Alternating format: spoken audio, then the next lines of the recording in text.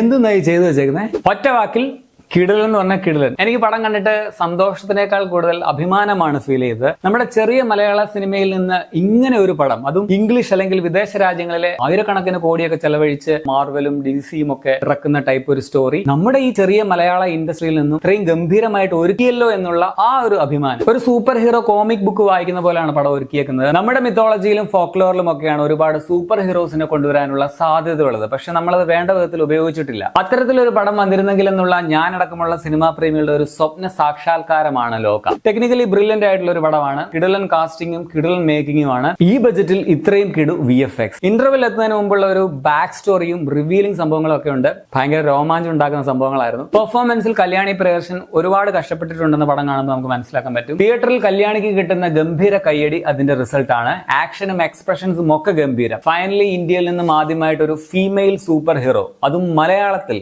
അതോ നമ്മുടെ കല്യാണി. സോ കല്യാണി മുത്താണ്, the wonder woman of Malayalam, no Indian cinema. പിന്നെ സണ്ണി എന്ന ക്യാരക്ടറായിട്ട് ഏറ്റവും പെർഫെക്റ്റ് ആയിട്ടുള്ള കാസ്റ്റിംഗ് ആയിട്ട് എനിക്ക് തോന്നി നസ്ലിന്റേത്. അപ്പം ക്യാമിയോ റോളിൽ വന്നിരിക്കുന്നത് കിടിലൻ ഐറ്റംസ് ആണ്. ആരൊക്കെയാണെന്ന് മിക്കവർക്കും അറിയായിരിക്കും. സോ ഡൊമിനിക് അരുൺ, ദുൽഖർ, കല്യാണി, നസ്ലിൻ, ശാന്തി, ഫുൾ ലോക ക്രൂ മെമ്പേഴ്സിന് ഒരു ഗംഭീര അഭിനന്ദനം. അവനെ ലാസ്റ്റ് ടൈറ്റിൽ കാണിച്ച ഉടനെ എണീറ്റ് ഓടിപ്പോരുത് കേട്ടോ. പോസ്റ്റ് എൻ ക്രെഡിറ്റ് സീൻസ് വേറെ ഉണ്ട്, മിസ് ചെയ്യരുത്. ചാത്തന്മാർ ഇനിയും വരും.